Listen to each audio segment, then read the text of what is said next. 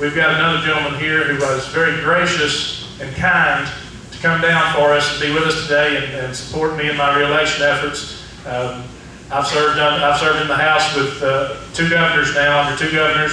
I can assure you that this is, the gentleman to my left is the best governor that I have ever served under, bar none. I appreciate him coming out. There's 1,000 people any given day pulling this man in 100 different directions. And he was gracious enough to come down and spend some time here with us and tell you why he thinks I'm the right person for this job. So without further ado, I'm going to hand the mic over to my good friend, Governor of the great state of Tennessee, Mr. Bill Haslam. Hello, everybody. Thank you. It is really, really good to be here, and I'm going to talk about Vance in a minute, but first I can't be here and see so many of you who I've had the privilege of getting to know over the last couple of years without thanking you.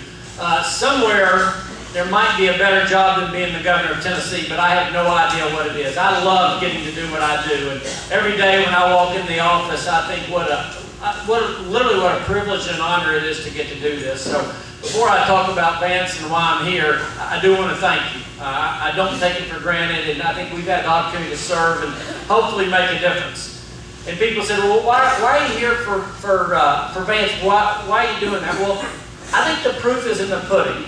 Okay, and I look back at what we've accomplished over the last 2 years.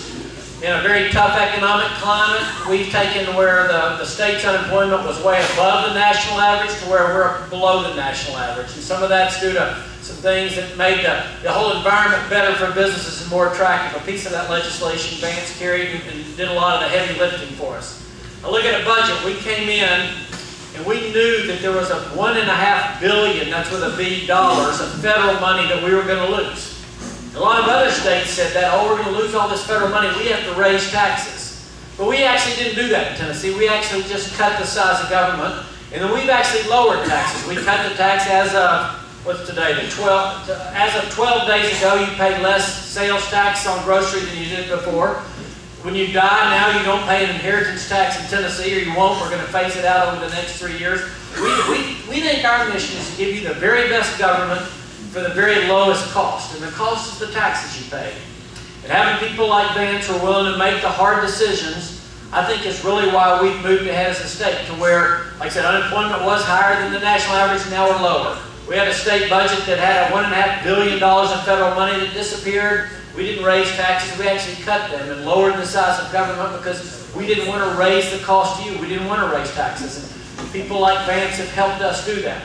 It is critically important that we have the right people in the legislature. And a lot of people look and say, gosh, Bill, your first 2 years as governor, you've gotten so much done, that's amazing. And I go, well, when you have majorities on your side, when we have 64 Republicans in the House and 20 Republicans in the Senate, even I can look smart. Because the votes tend to come out better when the odds are stacked in your favor. And it's important, that's why it's important for us to elect folks